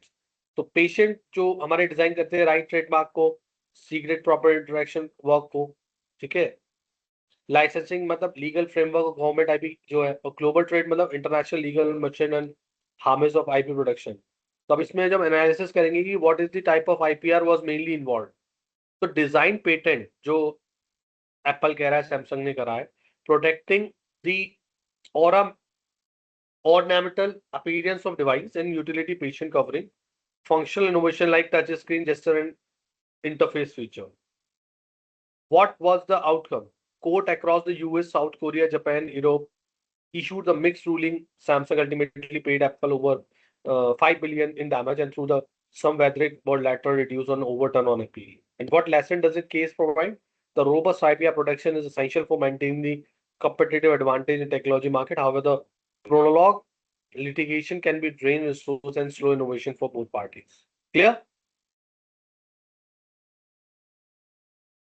समझ में आया आपको? Yes or no? Yes, sir. Yes, sir. Yes, sir. अब दूसरा केस हम देख सकते हैं जो टेस्लास ओपन पेटेंट स्ट्रेटजी है, जहाँ पे रेडिकल अप्रोच इनोवेशन की है। In 2014, Tesla Motor under CEO Elon Musk made a groundbreaking announcement that the company would open an entire patent portfolio to the competitors and, counter initiative and move into the accelerate electric vehicle adoption by removing the legal barriers that was slowing industry growth. तो की points concept में यहाँ पे अगर हमारी unit wise देखें तो 3 आ रहे हैं, आईपीआर, टेक्नोलॉजी और public policy. Why did Tesla open the patents? Because ये प्रमोट करना चाहते थे रैपिड इंडस्ट्री ग्रोथ को और एक्सलेट करना चाहते थे सस्टेनेबल ट्रांसपोर्टेशन को, और must argue that the threat of the climate change required the EV adoption then the Tesla could achieve done. Tesla वो अकेले तो नहीं कर सकती, सब करेंगे तब होगा। Did Tesla give up the competitive advantage? No, entirely. Tesla retained advantage through the brand loyalty, continuous innovation speed, proprietary battery technology, and the integrated charging ecosystem competitor cannot easily replicate. What policy implication does this show? Innovation can be strategically shared to achieve the broader social goals and while maintaining competitive positions and challenge trend the zero-sum thinking and about the intellectual property. Clear? Got the point? Yes, sir.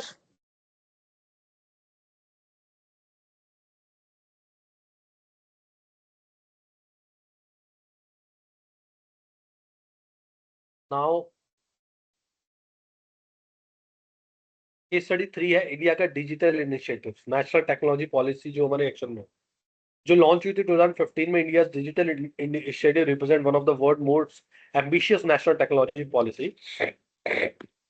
This program basically aimed to transform India into digital empowered society and encourage knowledge economy through the massive investment in digital infrastructure.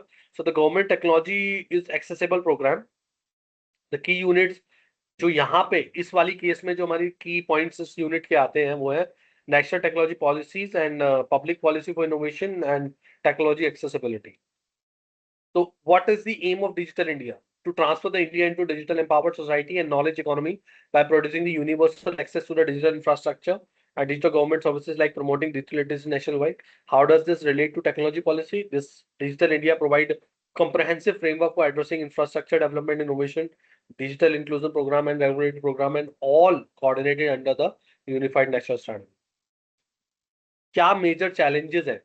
The persistent digital divide between urban and rural area where infrastructure gap, affordable issues, and digital literacy disparity hinder the equity access to technology services. Yes or no? Yes, sir. Are you able to understand this completely or not? Yes, sir. Sir Yes, sir. Excuse me sir, इसमें मुझे third point बता दीजिए, थोड़ा सा explain कर दीजिए। What is one major challenge? What is? One major challenge. Okay.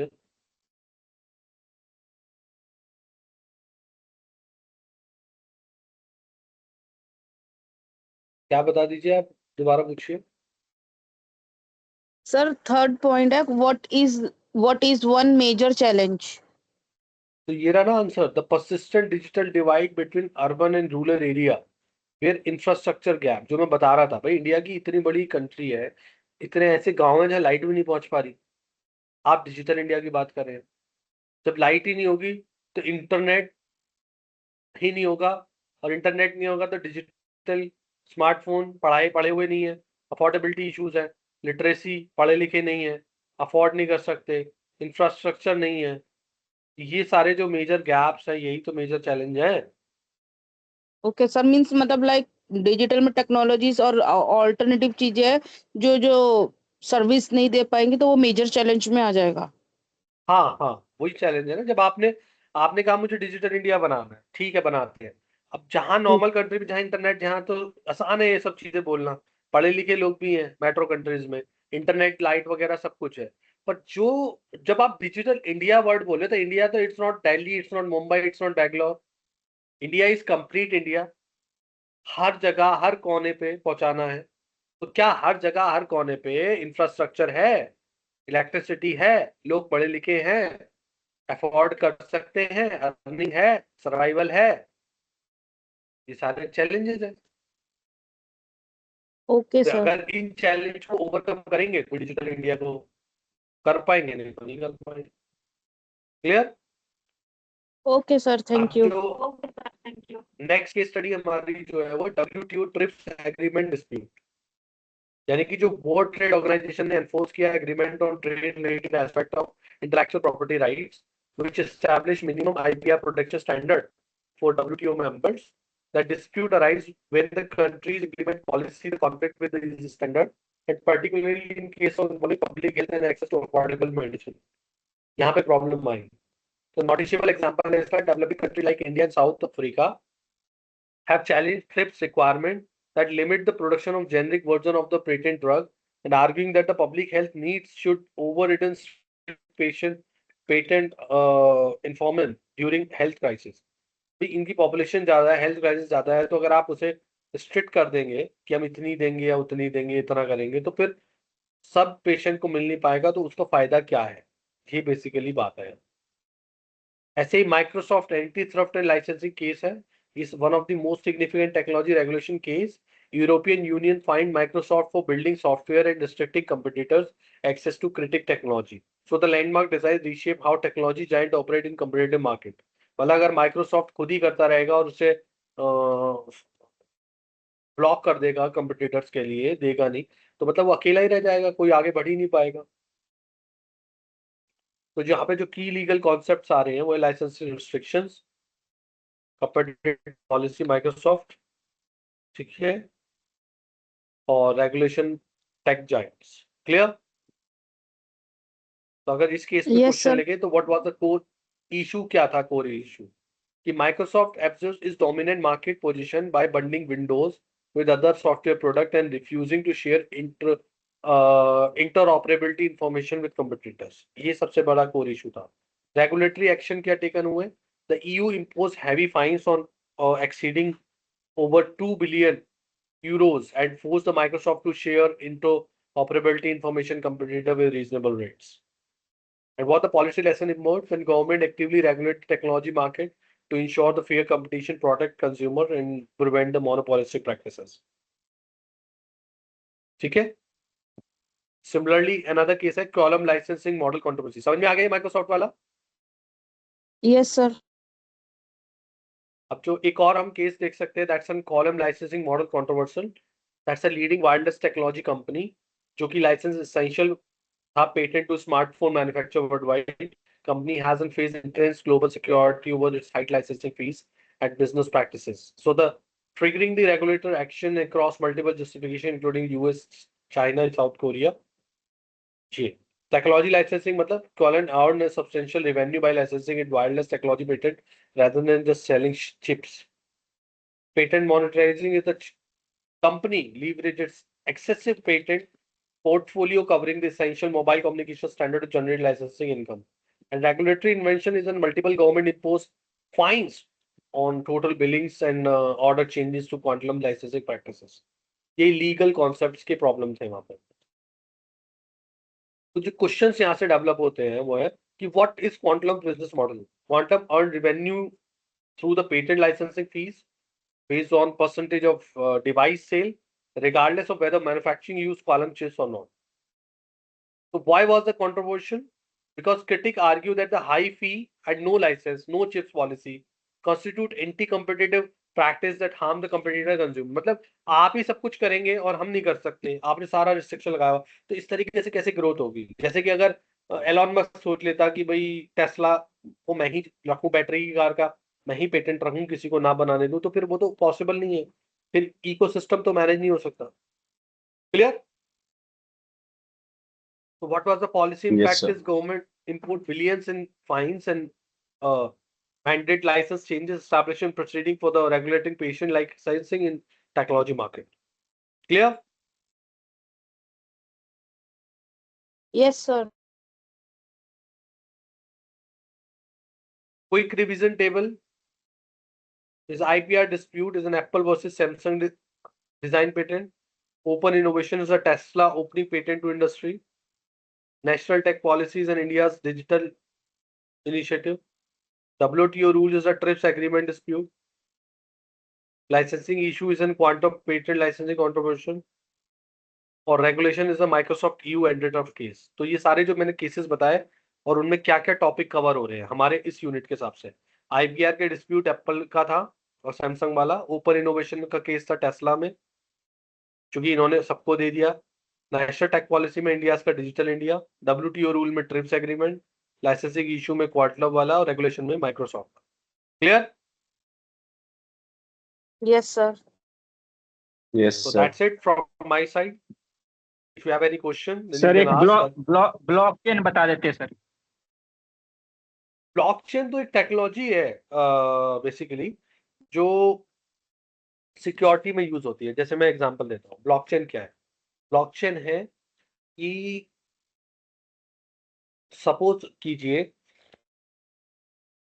अच्छा आपके आपके पास जीमेल है अपनी? Yes sir. जीमेल पे पहले जब आप लॉगिन करते थे, पहले लॉगिन करते थे, मतलब आज से 2 4 साल 5 साल पहले, तो कैसे करते थे?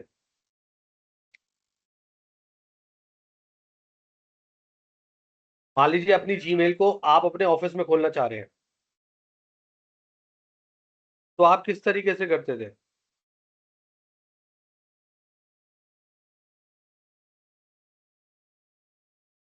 सर मेल आईडी पासवर्ड डाल के ना सर। अच्छा, और अब क्या अब आईडी पासवर्ड से हो जाता है वो? ओटीपी मांगता है कभी कभी सर, या मान लीजिए। अब आप सुनिए, आपको अब 2 फैक्टर ऑथेंटिकेशन आ गया है। पहला, आईडी डालिए, पासवर्ड डालिए, फिर वो ऑथेंटिकेट करेगा, या तो कोड देगा या ओटीपी देगा या कुछ भी। तो ब्लॉक्स हो गए। मतलब अगर पहला ब्लॉक तो पासवर्ड है और दूसरा ब्लॉक ओटीपी है। अगर एक भी ब्लॉक सही नहीं हुआ, एक भी ब्लॉक सही नहीं हुआ, एक सेकंड होल्ड करो।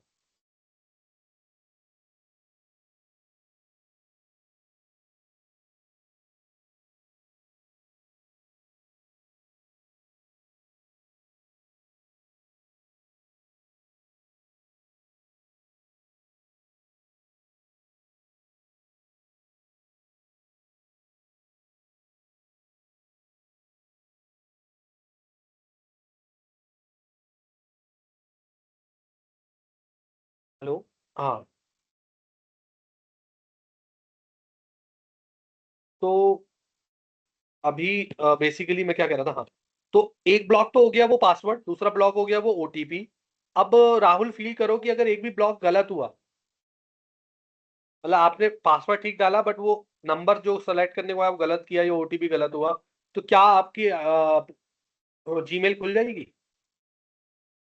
नहीं सर। बस यही ब्लॉकचेन है कि आपके ब्लॉक्स बने हुए हैं। अगर वो ब्लॉक्स, चेन देखिए, चेन तो देखी है सबने, चेन में ऐसे लॉक्स होते हैं, एक चेन ब्लॉक ब्लॉक ब्लॉक करके चेन। तो अगर वो एक भी ब्लॉक खुल गया तो वो चेन खुल जाएगी, यानी कि कंटिन्यूअसली आप एक सिरे से दूसरे सिरे पे नहीं जा पाएंगे। तो this is the technology is called blockchain. अब वो टेक्नोलॉजी जहां भी यूज होती है वो इसी तरीके से आपके सिक्योरिटी को ब्लॉक्स में रखती है, कि अगर हैकर हैक भी करेगा तो हो सकता है एक ब्लॉक हैक कर ले, दो कर ले, तीन कर ले, सारे ब्लॉक्स को हैक नहीं कर सकता एट सेम टाइम। समझ में आ रही मेरी बात?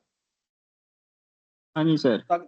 अगर आप सारे blocks at the same time hack नहीं कर सकते, तो फिर आप समझ जाइए कि आप बेसिकली उसे ब्रेक नहीं कर सकते। तो इसलिए ये बहुत सिक्योर टेक्नोलॉजी और इस तरीके से ये यूज होती है।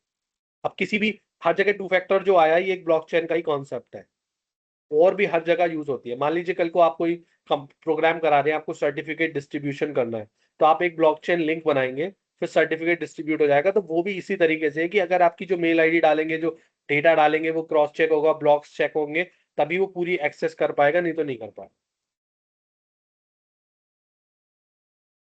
क्लियर? सर बुक में एक sir augmented and virtual reality AR और VR है, वो क्या है सर? अच्छा, ऑग्यूमेंटेड रियलिटी और reality virtual and reality. Virtual reality. तो ये भी वही एआई और ब्लॉकचेन का ही पार्ट है। बेसिकली ऑग्यूमेंटेड रियलिटी का मतलब है जो डिजिटल एलिमेंट्स है, जैसे इमेज हो गई, साउंड हो गई, टेक्स्ट हो गया, on the top of the real world, that's an augmented. For example, मतलब बच्चों के, मतलब कोई एग्जाम्पल मैं वैसे ले लेता हूँ, जैसे Pokemon go show, Pokemon is your real environment through your phone camera, Snapchat filter that added effect to your face, या आप जब ऑनलाइन मीटिंग देते हैं तो बैकग्राउंड में कुछ लगा लेते हैं, जैसे अभी मेरा वाइट दिख रहा है, मेरा ओरिजिनल है, बट अगर मैं बैकग्राउंड में कुछ भी लगा लूँ, मैं कहीं बैठा हूँ, तो वो क्या है, व्हाट, ऑगमेंटेड रियलिटी। सुन में आई मेरी बात? Yes sir. Excuse me sir. हाँ जी। सर मेरा एक प्रॉब्लम थी सर, क्योंकि लास्ट 3 डेज से ना मेरा माइक्रोसॉफ्ट टीम्स चल नहीं रहा था।